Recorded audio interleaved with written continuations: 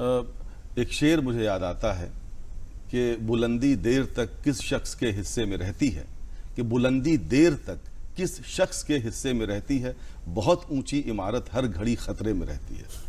आपकी इमारत बहुत ऊंची हो गई है, आप A++ हो गए हैं, तो आपकी रिस्पॉन्सिबिलिटीज भी बढ़ गई। एग्जैक्टली। तो वो क्या है, उसके बारे में बताएं। सबसे बड़ी चीज तो अब जबकि बच्चा हमारे पास एक फंडामेंटल बात यह है कि एजुकेशनल इंस्टीट्यूशन छात्र के लिए है। जी। अब हम अपेक्षा करते हैं कि इस बार से और ऑनवर्ड्स जो बच्चे हमारे पास आएंगे वो थोड़ी ऊंची एक्सपेक्टेशन के साथ आएंगे।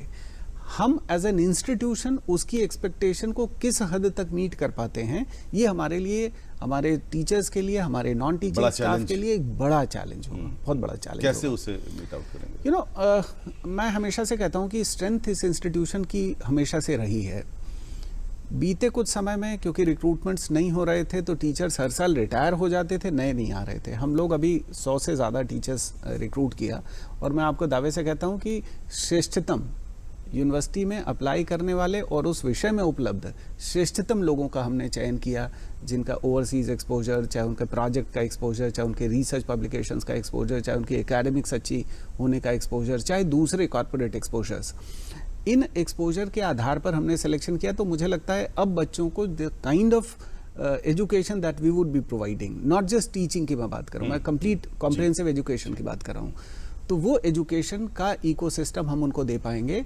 दूसरा, हम holistic development of the institution को स्टूडेंट को एम करते हैं, ना सिर्फ उसको सिर्फ क्लास में अच्छा पढ़ा देना या लैब में अच्छी रिसर्च सिखा देना या एक अच्छा इकोसिस्टम दे देना, बल्कि हमारे हैप्पी थिंकिंग लैब ने बहुत गजब काम किया। बीते 2 वर्षों में हम लोगों ने उसको स्थापित किया।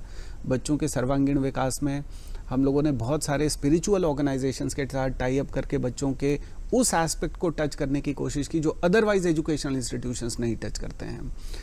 तो ऐसे बहुत सारी चीज़ों को हम और मैच्योर कर रहे हैं। हमारा मेंटरिंग सिस्टम इस समय पूरे देश में मॉडल बना हुआ है।